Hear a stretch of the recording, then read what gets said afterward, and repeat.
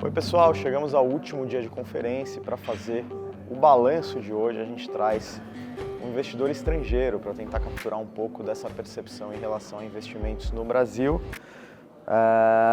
So I have here the pleasure to receive Ignacio Arnau, Senior Portfolio Manager na BestInver. Ignacio, thanks for coming. Oh, thank you very much. Great. Just to start, what's your main takeaways from this conference and how do you measure the mood of foreign investors for Brazilian assets, investments in America Latina in general? Look, first of all, thank you so much for the invitation. This is an amazing event. Being able to meet with so many CEOs and leaders from Brazil and from the region is really a great opportunity. My view of after the past 3 days is that I see a big disconnect between the investment community and the corporate leaders, especially in Brazil. I think I have a feeling that corporate Brazil is in a much better shape than markets will tell you. And I leave the conference with a lot of optimism about the second half of this year.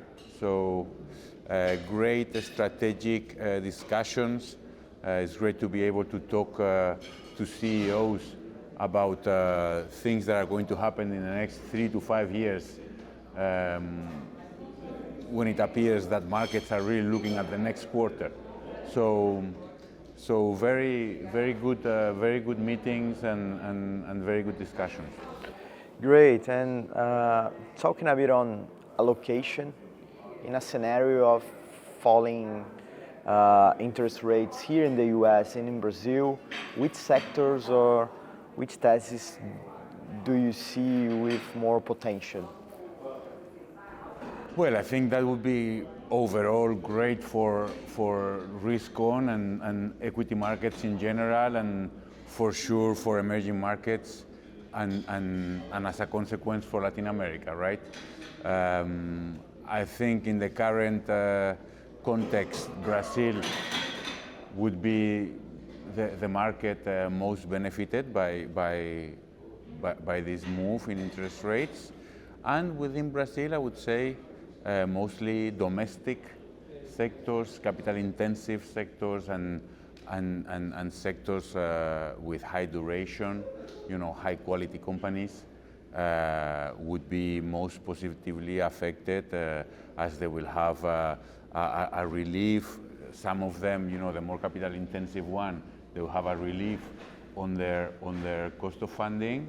The more domestic companies, especially those related to retail, will have a consumer in better shape. Right, and then on the more high quality, longer duration side, you will have an immediate multiple re-rating of those companies. No, so overall, I think domestic, capital intensive, and long duration companies in Brazil would be the most benefited. Perfect. Thank you for your time, Ignacio. No, thank you, Itaú, and looking forward for next year. Great.